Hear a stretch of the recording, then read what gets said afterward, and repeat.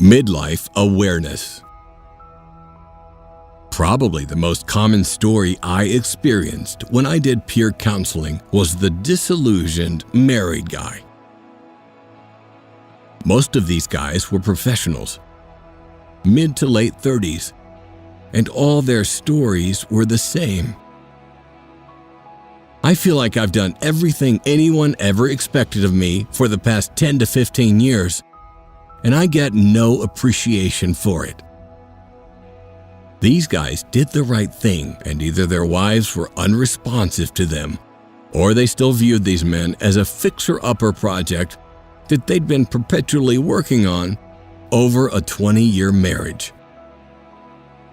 This experience is what helped me to better understand the myth of the midlife crisis. Men, in most Western cultures, do in fact experience a midlife crisis. But this isn't due to a trivialized and oft ridiculed pop culture reasoning. Women and feminization would have us believe that men experiencing a midlife crisis need to buy a sports car or divorce their wives in favor of a trophy wife due to some repressed need to recapture their lost youth.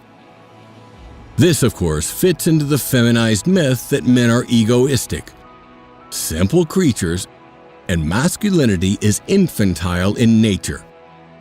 But this only serves to reassure women that they still got it at 40. The truth about men's midlife crisis isn't about recapturing youth. It's about finally understanding the trappings they've been sold into through their 20s and 30s and coming to terms with that often horrible truth. They are forced to confront the part they've inadvertently played in facilitating a woman's sexual strategy that was sold to him as his feminine correct social responsibility. They come to the point on the timeline when a woman's maturity phase places her in the more necessitous position that he's been in for the greater part of his 20s and likely half of his 30s. He's emotionally invested in her, or if not, the idealism of how he was sold a healthy relationship should be, and this conflicts with both his realizing his SMV, or his lost potential of it, and confronting the reality of the part he played in facilitating her duplicitous sexual strategy.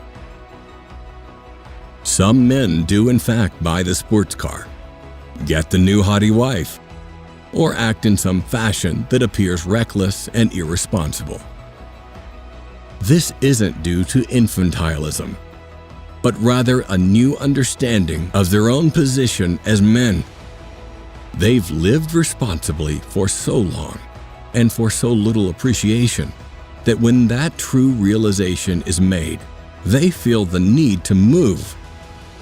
The true nature of the game that's been perpetrated on them becomes clear, and they need to react. They've become respected, put in the hours, the sacrifice, the centering of their own views, priorities, and imperatives. They realize now they've sold off true passions in favor of maintaining what others have told him was his responsibility, whether it was his choice or not. And all for what? A fat wife? A shrew? Maybe even a fantastic marriage and a wonderful family life, but also a nagging doubt about not seeing enough of the world or accomplishing what he wanted to do by 40 because of it. A nagging doubt that he's not living up to his curse of potential. In truth, I worry about men who don't come to this crisis. These are the men who are truly lost. These are the guys who remain lifelong blue pills, happy in their ignorance or forcing down truths too terrible to acknowledge. The mature man.